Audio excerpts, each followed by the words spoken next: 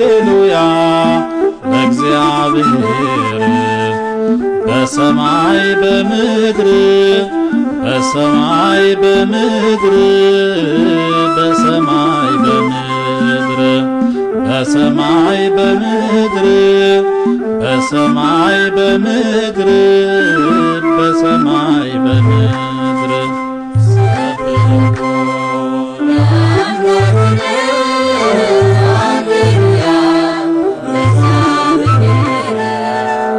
ዛቲ ድንግል ሰረ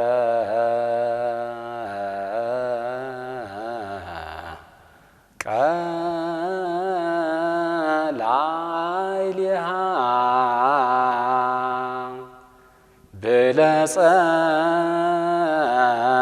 ብለጸጋሁ ለአ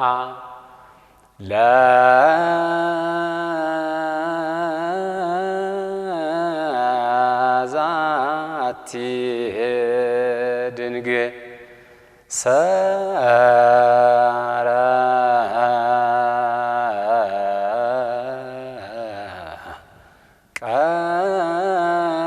ቀላይሊሃ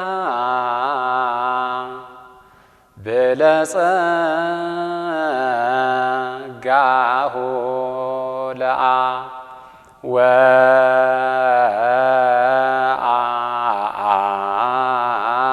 ወአጋዛ እምኩይ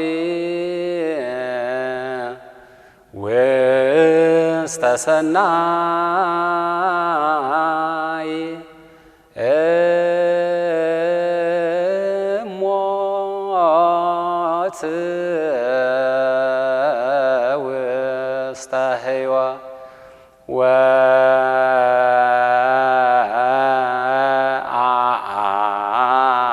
ወአጋዛ እምኩይ ውስተ ሰናይ ሞት ውስተ ሕይወት።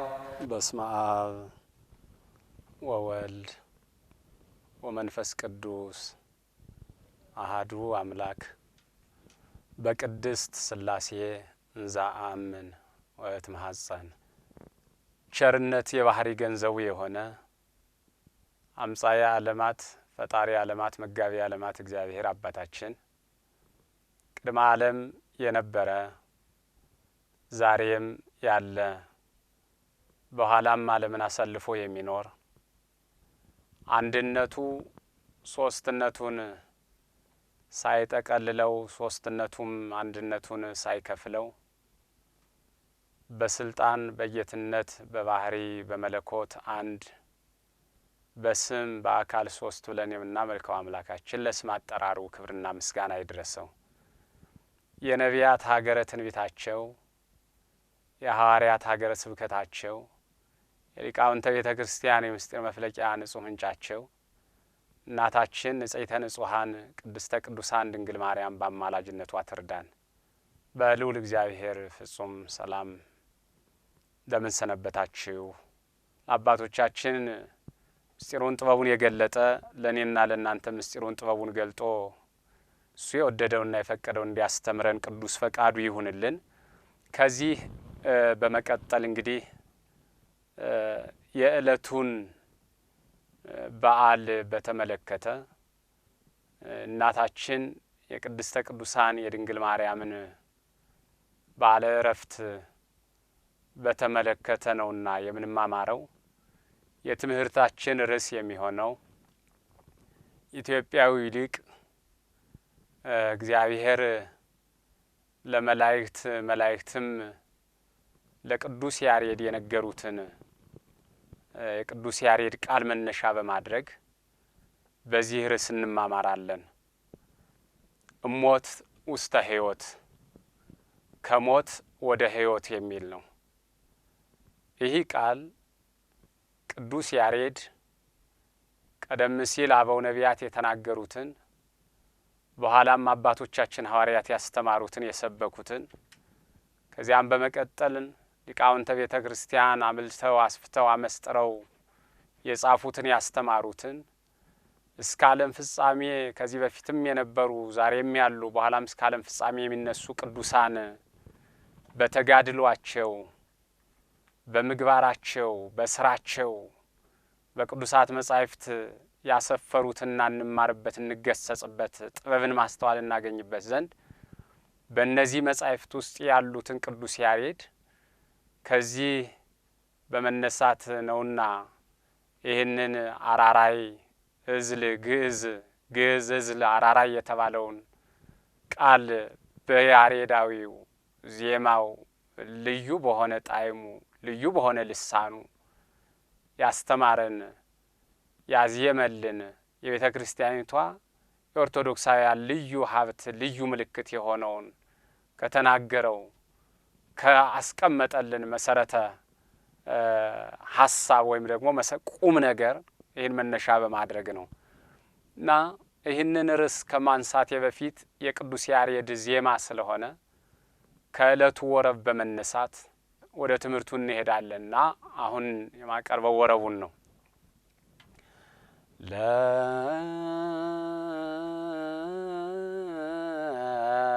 ለዛቲ ድንግል ሰረ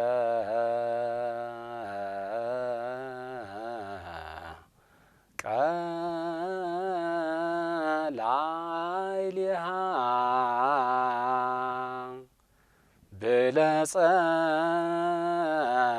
ብለጸጋሁ ለአብ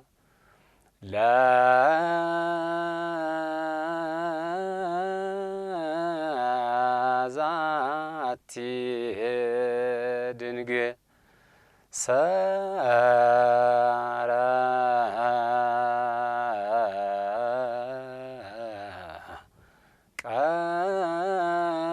ቀላይሊሃ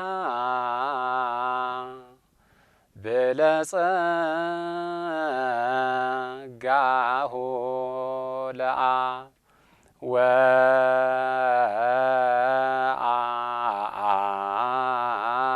ወአጋዛ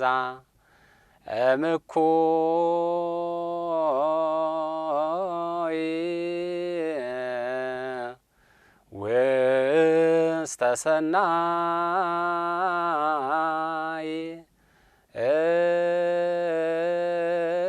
እሞት ውስተ ሕይወት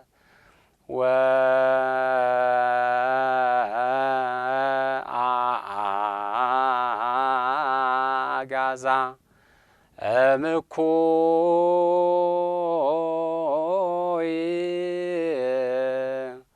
ውስተ ሰናይ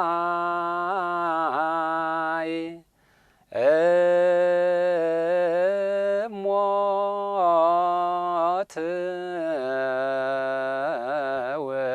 ውስተ ሕይወት ወአጋዛ እምኩይ ውስተ ሰናይ እሞት ውስተ ሕይወት ከክፉ ዓለም መከራ ከበዛበት ዓለም ውጣ ውረድ ከበዛበት ዓለም መከራና ፍዳ ከጸናበት ዓለም ወደ በጎ ነገር ወደ መልካም ነገር ከሞት ወደ ሕይወት በማሸጋገር ነፃ ወጣት የሚል ነው የቅዱስ ያሬድ ቃል የመጨረሻው ርዕሳችን። እንግዲህ ቅዱስ ያሬድ እንደተናገረው በዛሬው ዕለት የእመቤታችን እረፍት ስናነሳ ትዝ የሚለን ነገር አለ። ነፃ ወጣት ስንል የመጀመሪያዋን ሔዋን ቀዳሚት ሔዋን ከመርገመ ሥጋ ከመርገመ ነፍስ ከፍዳ ከመከራ ከልዩ ልዩ መከራ ነፃ ወጣት ነው። እመቤታችን ግን ይሄ በዓለም የመጣው የኃጢአት ዕዳ በደል ስለሌለባት በዓለም የመጣው የርኩሰት ምልክት ስለሌለባት በዓለም በዘር ይወርድ የነበረው የኃጢአት ውርስ ስለሌለባት እመቤታችን ግን ነፃ ወጣት ብለን ዳግሚት ሔዋን የምናነሳ በዚህ ዓለም የተንገላታችውን መንገላታት የደረሰባትን ሰቆቃ ረሃብ መጠማት መሰደድ ከሀገር ወደ ሀገር መንገላታቷን ነው። ከዚህ ነው ነፃ ወጣት ሚለው እንጂ በሌላው ንጽሕት ናት፣ ቅድስት ናት፣ ልዩ ናት። በዚህ መንገድ ነው ከሞት ወደ ሕይወት መሸጋገርን ስናይ በዛሬው ዕለት እንግዲህ ሕይወትም ሞትም በአንድነት የሚተረጎሙበት ቀን ነው። ሞት የሚለውን ስናነሳ በመጀመሪያ ከሞት ወደ ሕይወት የሚለውን ስናነሳ ቅዱስ መጽሐፍ እስመ ሞት ይተረጎም ለሀበ ብዙ ፍነዋት ነው የሚለው። ሞት በብዙ መንገድ ይተረጎማል። ቅዱሳት መጻሕፍት ሞት የሚሉት አንድ ነገር ብቻ አይደለም። ሞት ብዙ ትርጉሞች አሉት። ከብዙ ትርጉሞቹ የተወሰኑትን ስናይ የመጀመሪያው ሞት የሚለው መጽሐፍ ሞት ጠባያዊ ይለዋል። ቀዳሚ ሞት ጠባያዊ እንተይቲ ተፈልጦተ ሥጋም ነፍስ። የመጀመሪያው ሞት የነፍስና የሥጋ መለያየት ነው፣ መለየት ነው። ሥጋ ከነፍስ የምትለየውን ይህን ሞት ይለዋል። ስለዚህ ይህ ታሪክ በዛሬው ዕለት እንደተፈጸመ ቅዱስ መጽሐፍ ያሳየናል። ቅዱሳት መጻሕፍት ያስተምሩናል። ሞት የመጀመሪያው የነፍስና የሥጋ መለየት። ይህ የነፍስና የሥጋ መለየት ሞት የመጣው ሰውና እግዚአብሔር በመለያየቱ ምክንያት ነው። የመጀመሪያው ሰው ከእግዚአብሔር ሳይለይ በዚያች በገነት ቢኖር ኖሮ ሞት ነፍስና ሥጋ ሳይለያዩ የሰው ልጅ ኑሮ ከገነት ወደ መንግሥተ ሰማያት መሸጋገር ነበረ። ሰው ከእግዚአብሔር ጋር ሲለይ፣ ሰው ከሕጉ ከትእዛዙ ሲወጣ፣ ሰው ከሕገ እግዚአብሔር ወጥቶ ከትእዛዘ እግዚአብሔር ወጥቶ በዚህ በማይጠቅመው በሰይጣን ምክር ሲሄድ ያን ጊዜ የመጀመሪያው ነፍስ ከሥጋ ተለይቶ ሞት የሚለው እንዲወለድ ያደረገው አዳም እንደሆነ ቅዱስ መጽሐፍ ይነግረናል። እግዚአብሔር እሰይ ገብረ ሞተ አላ ረሲያን ጸውዎ አምሰልዎ አርከ ወአርከ አምሰልዎ። እግዚአብሔር ሞትን አልፈጠረም፣ ነገር ግን ሰዎች ጠርተው ወዳጅ እንዳደረጉት፣ ሞትን ጠርተው ጓደኛ እንዳደረጉት፣ ሞትን ጠርተው ጎረቤት እንዳደረጉት፣ ሞትን ጠርተው ወዳጅ እንዳደረጉት ቅዱስ መጽሐፍ ይነግረናል። በዚህ ምክንያት የገባ ሞት ነው ይሄ የነፍስ የሥጋ መለየትም የመጀመሪያው እንጂ ሰው ነፍሱ ከሥጋው የምትለይ ፍጡር ሆኖ እንዳልተፈጠረ ቅዱስ መጽሐፍ ይነግረናል።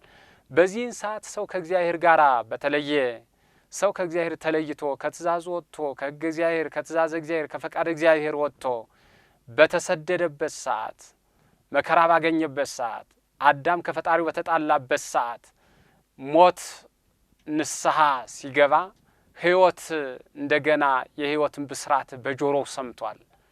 አዳም የሰማው መልካም ብስራት አለ። ከልጅ ልጅ ተወልጄ ተወለድ መወለት ተወለድትከ ወድህክ ውስተ መርብከ ወትቤዘወከ በመስቀልየ ወበሞትየ። ከልጅ ልጅ ተወልጄ በሜዳህ ድሼ በመስቀል ተሰቅዬ በመልተ መስቀል ተሰቅዬ ሞቼ ተሰቅዬ መከራ ተቀብዬ ተነስቼ አድንሃለሁ የሚለውን ተስፋ ሲሰጠው ከልጅ ልጅህ የሚለውን ይህ ተስፋ በዚህ ተስፋ ውስጥ በዚህ በማያቋርጠው ዘላለማዊ ተስፋ ዘላለማዊ በሆነው ጊዜ የማይሽረው ተስፋ ሲሰጥ እመቤታችን በስላሴ ልብ ታስባ ትኖር ነበር ነው ሚላት እመቤታችን። ለዚህ ነው መጀመሪያም በስነ ፍጥረቱ መጽሐፍ በቀዳሚ ገብረ እግዚአብሔር ሰማየ ወምድረ ወምድርኒ ሀለወትም ጥንት፣ እግዚአብሔር አስቀድሞ ሰማይና ምድርን ፈጠረ፣ ምድር ከዚያ በፊት ነበረች ይላታል። ምድር ከዚያ በፊት ነበረች። ይህ ማለት ምድርን ስናያት ሀለወት ወይ ሀለወት ይላታል። አለችም የለችም፣ መኖሯንም ይናገራል፣ አለመኖሯንም ይናገራል። መኖሯ በልበ ስላሴ ታስባ ትኖር ነበረ። ምድርን እፈጥራለሁ የሚለውን ታስባ ትኖር ነበር። አለመኖሯ ደግሞ ገና አልተፈጠረችም ነበር። በስላሴ ልብ ግን ነበረች ይላታል። ምድርን ነው እንዲህ ይላል። ሌላው ምድር ሀለወት በተፈጥሮ ተፈጥራለች ወይ ሀለወት፣ ነገር ግን አትታይም ነበር ነው የሚለው። ተፈጥራ አትታይም። ለምን? በውሃ ተሸፍና ነበር ነው የሚለው። በውሃ ምድር አለች እያለች ግን አትታይም፣ ወይ ሀለወት የለችም ይላታል። መጀመሪያ በተፈጥሮ በስላሴ ልብ አለች፣ አልተፈጠረችም። በኋላ ደግሞ ተፈጥራለች፣ በውሃ ተሸፍና ነበር፣ ወይ ሀለወት አትታይም ነበረ። ስለዚህ በሶስተኛው ቀን ግን በእሁድ ተፈጠረች።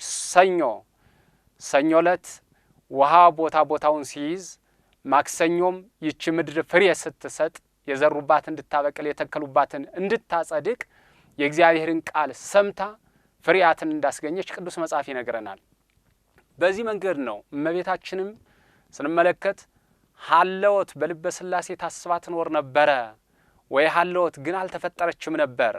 በሌላ መንገድ ምድር እመቤታችን ሀለወት አለች። ነገር ግን በአዳም ንጽሕት ዘር ንጽሕት ደም እየተቀዳች ግን በአዳም ውስጥም ነበረች። ግን ገና እሷ አልተወለደችም። በሐና በኢያቄም አብራክ ገና አልተገኘችም። በአዳም ዘንድ ግን አለች፣ አትታይም ነበር ይላታል። በሶስተኛው ነው እንግዲህ ምድር ፍሬዋ የታየው የተገለጠው። እስከዚያን ድረስ ግን ትንቢት ይነገርላት ነበረ፣ ሱባኤ ይቆጠርላት ነበረ። ሶስተኛው ሕገ ልቡና ሕገ ኦሪት አልፎ በሶስተኛው በሕገ ወንጌል የማኅፀኗ ፍሬ ኢየሱስ ክርስቶስን እሷም አስገኝታለች። የመጀመሪያዋ ምድር ይህንን ፍሬ ያስገኘችው የእግዚአብሔርን ቃል ሰምታ ነው። ገበሬ አልጣረባትም፣ አልጋረባትም፣ አልደከመባትም። እመቤታችንም የማኅፀኗ ፍሬ ኢየሱስ ክርስቶስን ስታስገኘው ቃሉን ሰምታ ነው። ገበሬ ዘር አልተዘራባትም፣ አልነጠበባትም፣ ገበሬ አልደከመባትም። በዚህ ነው ገራይተ ሰሉስ ገራይተ አብርሃም የሚላት። የሰሉስ እርሻ የማክሰኞ እርሻ ይላታል ያለበት ምክንያት እኒህን ፍሬያትን ምድር ቃሉን ሰምታ ፍሬያት እንዳስገኘች፣ እመቤታችንም ቃሉን ሰምታ የማኅፀኗ ፍሬ ኢየሱስ ክርስቶስን እንዳስገኘች፣ የመጀመሪያዋ ሔዋን የዲያብሎስን ቃል ሰምታ ሞትን እንደወለደች፣ ዳግሚት ሔዋን የመላኩን ቃል ሰምታ ሕይወትን እንደወለደች፣ ያችኛዋ ሞትን ይቺ ሕይወት እንዳስገኙልን ቅዱስ መጽሐፍ ይነግረናልና በዚህ መንገድ ነው ነቢያት የተናገሩት ትንቢት ቆጠሩት ሱባኤ ሲፈጸም የአዳም ተስፋው ጊዜው ሲደርስ አዳም የተነገረውን ቃል እግዚአብሔር የነቢያት ትንቢት ማጠቃለያ ጊዜ ሲደርስ እመቤታችን እንደተወለደች ቅዱስ መጽሐፍ ይነግረናል። የተወለደችው ከቅዱስ ኢያቄም ከቅድስት ሐና ተወልዳለች። የዓለም ፍሬ የዓለም ሐረገ ወይን ነው ሚላት፣ የወይን ሐረግ ይላታል። የወይን ሐረግ ወይን ኢየሱስ ክርስቶስ ነው። ሐረግ ደግሞ እሷ ናት። ወይኑ የተገኘባት ሐረግ ይላታል። በዚህ መንገድ ነው እንግዲህ እመቤታችን ከተወለደችበት ጊዜ ጀምሮ ዓለም የጠበቃት ከእናቷ ማኅፀን ለ64 ዓመታት እስከ ዕለተ ዕረፍቷ ድረስ ስትቆይ ዓለም እጇን ዘርግታ በደስታ አልተቀበለቻትም። በእናቷ ማኅፀን ነው ስደቱን የጀመረችው። በእናቷ ማኅፀን እያለች ነው ጉዞውን የጀመረችው። በእናቷ ማኅፀን እያለች ነው ረሃቡን ጥሙን የጀመረችው። በእናቷ ማኅፀን እያለች ነው መከራውን የጀመረችው። ስለዚህ ይህንን ጉዞ በዓለም የጠበቋት የደስታ ቀኖች ውስን ቀኖች ናቸው። በሐዘን ያሳለፈችው በዚህ ዓለም የኖረችው 64 ዓመት ነው። 3 ዓመት ከእናት አባቷ ቤት 3 ዓመት ከዚያ ስትቆይ 12 ዓመት በቤተ መቅደስ 15 ዓመት ይሆናል። ከዚያም በኋላ ደግሞ ጌታችን ጸንሳ 9 ወር ከ5 ቀን ቆይታለች። ከጌታችን ጋር 33 ዓመት ከ3 ወር ቆይታለች። ጌታችን ካደረገ በኋላ በዮሐንስ ቤት 15 ዓመት ነው የቆየችው። በዚህ 64ቱን ስንመለከት የመጀመሪያው 15ቱን በኋላ 49ን አንድ ኢዮቤልዩ እስከምትጸንሰው ያለው 15ቱን ከጸነሰችው በኋላ 49ን ስናይ አንድ ኢዮቤልዩ ስትቆይ በሱባኤ የተቀመረ ነው። እድሜዋ ሱባኤ ነው። 15ቱ የመጀመሪያው የሚያሳየን የመጀመሪያዋን መርከብ ነው። መርከቢቷ በጥፋት ዘመን በመከራ ዘመን ዓለም በኃጢአቱ በሚጠፋበት ዘመን ወደ ውስጥ ባህር ከሰመጠው ግማሹ አካል የመርከቢቷ ውሃ ውስጥ ያልሰመጠው ከውሃ በላይ ይታይ የነበረው 15 ክንድ ነው። ያች መርከብ 15 ከጥፋት ውሃ ውጭ ነበረች። ያች ከላይ ያለው የጥፋት ውሃ ያላገኛት መርከብ በዚያች መርከብ 15 ክንድ እመቤታችንም አማናዊት መርከብ ናት። በዚያች መርከብ ውስጥ ድህነተ ሥጋ ተፈጽሞባታል። በዚያች መርከብ ውስጥ የእግዚአብሔር ሰዎች ተቆጥረውባታል። በዚያች መርከብ ውስጥ የጥፋት ውሃ ዓለምን በደመ ነፍስ ከሚንቀሳቀሱ ፍጥረታት እስከ ባሪያው ምሳሌው እስከ ተፈጠሩ የሰው ልጆች ድረስ በዓለም ያለው ከምድር ዳርቻ እስከ ምድር ዳርቻ ያለው ዓለም በውሃ ሲጠለቀለቅ ያውም የፈላ ውሃ ከቀዝቃዛ ውሃ የፈላ ውሃ ከፈላ ውሃ ጋራ የእሳትነት ጠባይን የያዘ ውሃ የእሳትነት ጠባይ ካለው ጋራ ማቀዝቀዣ ሳይኖረው በዚህን ጊዜ ይህ መከራ በዓለም ላይ ሲዘንም በዚያች መርከብ ውስጥ ያሉ ድነት የተገኘባት መርከብ ናት። ይቺ መርከብ በዚች መርከብ ውስጥ ወርቁ አለ፣ ዕጣኑ አለ፣ ከርቤው አለ። በዚህ መርከብ ውስጥ የእግዚአብሔር ንግስና ዘላለማዊ ንጉሠ ነገሥት መሆኑ ይታወጃል። በዚች መርከብ ውስጥ ዘላለማዊ ካህን መሆኑ ይታወጃል። በዚች መርከብ ውስጥ ሞቱ ይታወጅ ነበረ። በዚህች መርከብ ውስጥ የዋሂቷ ርግብ የተገኘችበት ልዩ ቦታ ነው። በዚህች መርከብ ውስጥ ቀዳማዊ አዳም የመጀመሪያው አዳም የተገኘባት መርከብ ነው። በዚህችኛዋ መርከብ በእመቤታችን ደግሞ ከጥፋት ውሃ የሚድኑ ከኃጢአት ማዕበል ሞገድ የሚድኑ በአማላጅነቷ የሚማጸኑ የሰው ልጆች የሚድኑባት አማናዊት መርከብ ናት። እግዚአብሔር ያለባት፣ እግዚአብሔር የተዋሃዳት የተገኘባት። በዚያች መርከብ ውስጥ በመጀመሪያዋ ሰዎች ገብተው ነው የሚወጡት። በዚህች መርከብ ውስጥ ግን እግዚአብሔር ከስጋዋ ስጋ ከነፍሷ ነፍስ ነስቶ ሰው የሆነባት አማናዊት መርከብ ናት። ስለዚህ በዚያ ጥፋት ጊዜ ከ15 ዓመት በኋላ 49ኛው ዓመት ደግሞ ራሱን የቻለ አንድ ኢዮቤልዩ ነው፣ ሱባኤ ነው። 7 ሱባኤ ነው። 7ቱን ሱባኤ ያሳለፈችው በጎ ነገር አይደለም። በጎ ነገር የሰማችው አንድ ቀን ጽንሰቱን ነው። ከዚያ በኋላ ግን ሁልጊዜ የሚያጋጥማት ረሃቡ ነው፣ ጥሙ ነው፣ መከራው ነው። እናቱ ስለሆነች እመቤታችን በቤተ መንግስት ትኑር አላለም። እግዚአብሔር ሁልጊዜም ቢሆን በዚህ በትንሹ ዓለም ብዙውን ዓለም በጥቂቷ ቀን ብዙውን ቀን ማኖር የሚፈልገው በዚህ ዓለም እንደ መምህርት ነው ያደረገ እግዚአብሔር እመቤታችንን። ስለዚህ እመቤታችን በዛሬው ዕለት ዕረፍቷን ስናይ የሚያሳየን የጽንሷን ነገር ከኤልሳቤጥ የመጽነሷን በድንግልና ጸንሳ በድንግልና እንደምትወልድ ይህንንም ካፈጀች በኋላ ከኤልሳቤጥ ሂዳ መረዳት እንዳለባት ሂዳ የመጽነሷን ጉዳይ ከኤልሳቤጥ እንደተረዳች የሞቷንም ብስራት የሰማችው ከኤልሳቤጥ ነው። የሰማችው ጌታችን መጽነሷን ብቻ የለም ሞቷንም የተረዳች ከኤልሳቤጥ ነው። ከዚያ በፊት ሞትን ብታይም ከዚያ በፊት ሞትን ብትሰማም ከዚያ በፊት ልጄ ይሞትብኛል የሚለውን ቃል ሰምታ ሄሮድስ ይገልብኛል የሚለው ሞት መኖሩን አውቃ ከበረሃ ወደ በረሃ ይዛው ስትጓዝ ስትንከራተት ረሃቡን ጥሙን ታግሳ ስትጓዝ ብትኖርም የራሷን ሞት ግን በትንቢታዊ ቃል ያስቀመጠችው ከኤልሳቤጥ ሂዳ ነው። ምክንያቱም የመጀመሪያውም ስትሄድ እዚያም የጌታዬ እናቱ ስትሆኚ ወደ እኔ እንዴት ትመጫለሽ የሚለውን ቃል ስትነግራት ዮሐንስ እንደሰገደ በማህፀኗ ሆኖ እንደሰገደ ለባለቤቱ የባህሪ አምላክ ነህ አንቺም የአምላክ እናት ነሽ ወላዲተ አምላክ ነሽ ብሎ ስግደት ሲያቀርብላት በዚያ ሄዳ እንደተረዳች በመላኩ የተነገረልኝ ቡርክት አንቲ እምአንስት ተብሎ እግዚአብሔር ካንቺ ጋራ ነው ተፈሥሒ ፍሥሕት ኦምሊተ ጸጋ ጸጋን የተመላሽ ምልዕተ ክብር ምልዕተ ውዳሴ ድንግል ሆይ ደስ ይበልሽ እግዚአብሔር ካንቺ ጋር ነው ብሎ መላኩ የተናገረውን የዘካርያስ የካህኑ የዘካርያስ ባለቤት ኤልሳቤጥ የቅዱስ ዮሐንስ እናት ኤልሳቤጥም ደግሞ የጌታዬ እናቱ ትሆኚ ዘንድ ወደ እኔ ትመጭ ዘንድ አይገባኝም ብላ ትሕትናዋን የገለጠችውን ይህንን እመቤታችን ስታጠቃልል በመላኩ ቃል በኤልሳቤጥ ቃል ተመስክሮልኝ ብቻ አልቀርም እኔም ከዚህ በኋላ ትውልድ ሁሉ ብጽዕት ይሉኛል ብላ የእሷን ብጽዕና በመላእክት የተነገረውን የተሰበከውን እንደዚሁም ደግሞ በኤልሳቤጥ በብዙ ቅዱሳን የተነገረውን በመጨረሻ እንዳጠናቀቀችና በእሷ ትንቢታዊ ቃል እንደተናገረች ሁሉ ሞቷንም ያጠናቀቀችው እሷው ራሷ ተናግራ ነው። ከማን? ከኤልሳቤጥ ዘንድ ሄዳ። እንዲህ ነው የሚለው መጽሐፍ ቅዱስ ዮሐንስን ኤልሳቤጥ ወደ ስደት ወደ በረሃ ስትሄድ አባቱ ሊቀ ካህን አድርጎ ነው የሾመው። እንዘ ትጼውሮ እሙ እንዘ ያሐውሩ ውስተ ገዳም ወለ ዮሐንስኒ በትከሻዋ ተሸክማ አዝላ ዮሐንስን ታቅፋ ወደ ገዳም በምትሰደድበት ጊዜ አመጻቶም ውስተ ገዳም ወደ ገዳም ወደ በረሃ በሚወጡበት ጊዜ ወይቤሎ ዘካርያስ አቡሁ አባቱ ዘካርያስ ዮሐንስን እንዲህ አለው ወአንበሮ መልዕልተ ታቦት በታቦቱ ላይ ያስቀመጠና ዋልበሶ ልብሰ ክህነት የክህነት ልብስ አለበሰና ለመተቀተል ኳንም ዝንቱ ሲመት ይኩለ ወልዴ እኔ ብሞት ከኔም በኋላ አንተ ይህ ሹመት ያንተ ይሁን ብሎ ዘካርያስ የራሱን ክህነት ለልጁም በአንብሮተ እድ እንደመባረክ አድርጎ እንደመሾም አድርጎ በብሉይ ኪዳን ምንም ምሳሌያዊ ቢሆንም ዮሐንስ መጥምቀ መለኮትን ይህንን በዚህ መንገድ ቢሆንም የሚያጠምቀው ጥምቀት የንስሐ ጥምቀት ቢሆንም የሚያጠምቀው ጥምቀት ልጅነትን የማያሰጥ በወቅቱ ድነተ ስጋን የሚያስገኝ ከለምጽ የሚያነጻ ከአማናዊው ጥምቀት የሚያደርስ በእሳት መንፈስ ቅዱስ ያጠምቃችኋል ከሚለው የሚያደርሰውን ጥምቀት ሲያጠምቅ ቅዱስ ዮሐንስ በዚህን ጊዜ እመቤታችን ይህንን ክህነት ተቀብሎ አባቱ ሹሞት ከአባቱ ተቀብሎ ወደ በረሃ ሄደ ነው የሚለው። በሕፃንነቱ ነው፣ በ5 ዓመቱ ነው፣ በልጅነት እድሜው ነው ኤልሳቤጥ በበረሃ ጥላው የሞተች።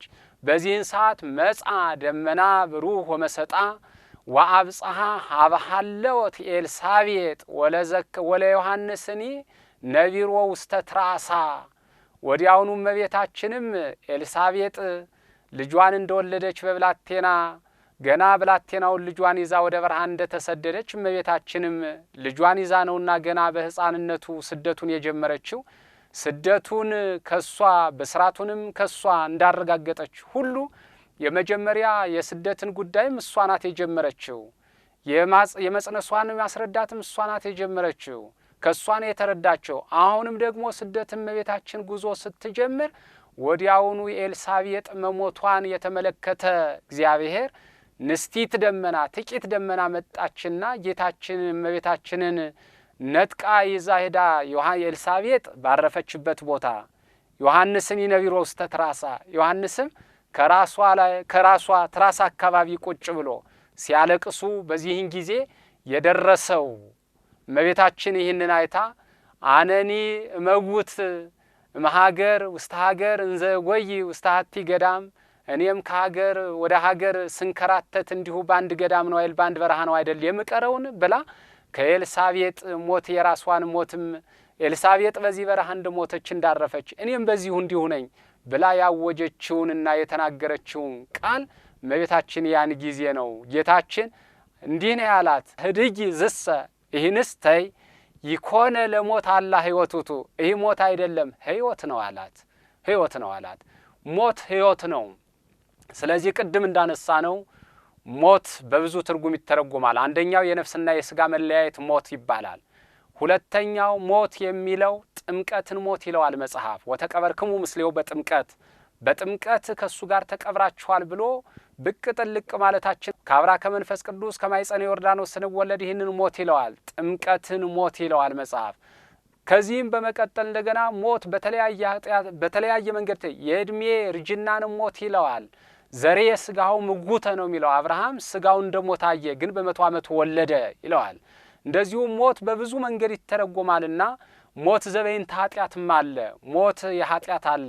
እመቤታችን ግን በዛሬው ዕለት ስናየው ከበጎ ምግባር በዚህ ዓለም የእግዚአብሔር ልጅ የእግዚአብሔር እናት ፈጣሪዋን ወለደችው ተብሎ የተነገረላት ሲሆን ወደ ዘላለማዊ ሕይወት መጠራቷን በዚህች ዕለት ነው እንግዲህ እመቤታችን የነፍስና የስጋ መለያየት ስትለይ ነፍሷ ከስጋዋ በምትለይበት ሰዓት ቀድሞም ቢሆን በልደቱ መላእክትንና የሰው ልጆች ሰማያዊውንና ምድራዊውን የተገናኙባት መሰላል ብሏት ነበረ። የሞቱ ዕለትም በሰማይ ያሉ መላእክት በምድር ያሉ ሐዋርያት በአጸደ ነፍስ ያሉ ነቢያት ናቸው። አሁንም ዛሬም የተገናኙባት በመጀመሪያ እመቤታችን ስትወለድ እመቤታችን ጌታችንም ስትወልደው እኒህ እንደተገናኙ በምታርፍበት ሰዓት ዳዊት በመሰንቆው ሰሎሞንም ነይ ርግቤ በማለት ርግቤ ሆይ ነይ በማለት ዳዊትም ወትቀውም ንግሥት በየማን ከንግሥቲቷ በቀኝ ትቆማለች በማለት ብዙ ቅዱሳን አበው ነቢያት በትንቢታቸው የተናገሩላት በአጸደ ነፍስ ያሉ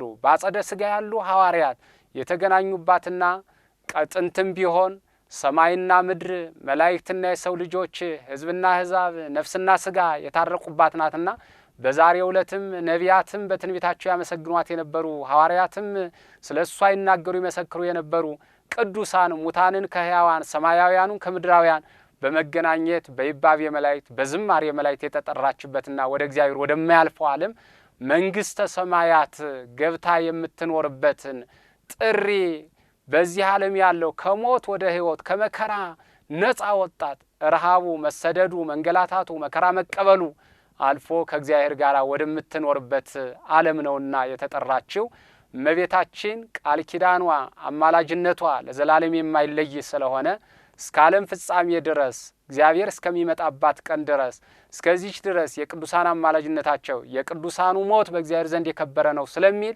እግዚአብሔር ዘንድ እንኳን እናቱ የእግዚአብሔር ወዳጆች ሙታን አይደሉም ሕያዋን ናቸውና በዛሬው ዕለት የእመቤታችን የንጽሕተ ንጹሐን የቅድስተ ቅዱሳን የድንግል ማርያም ዕረፍት ነው። ሞቶሙ ለጻድቃን ዕረፍቶሙ ይእቲ የጻድቃን ሞታቸው ሞት አይባልም ዕረፍት ነው ይለዋልና በዛሬው ዕለት ወደ እግዚአብሔር የተጠራችበት ሰውና መላእክትና የሰው ልጆች የተገናኙበት ሙታን በአጸደ ነፍስ ሕያዋን በአጸደ ስጋ የተገናኙባት አማናዊት መርከብ ናትና የእመቤታችን የንጽሕተ ንጹሐን የቅድስተ ቅዱሳን የድንግል ማርያም አማላጅነቷ በልደቷ ከባለ ልደቱ በሞቷ ከባለ ዕረፍቷ በዕለቱ በተሰጣት ቃል ኪዳን በዚህ መሰረት የተሰጣት ቃል ኪዳን እኛ በዓሉን የተሰጣትን እግዚአብሔር ያከበራትን እግዚአብሔር ተገኝቶ ያከበረውን ዕለት እኛም በጸሎት በቅዳሴ በማህሌት የእግዚአብሔርን ቃል በመስማት ስናከብር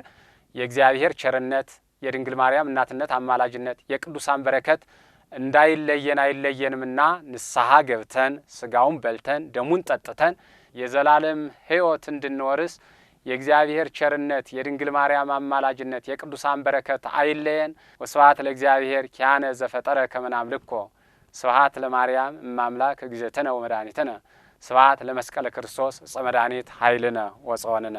ይቆየን።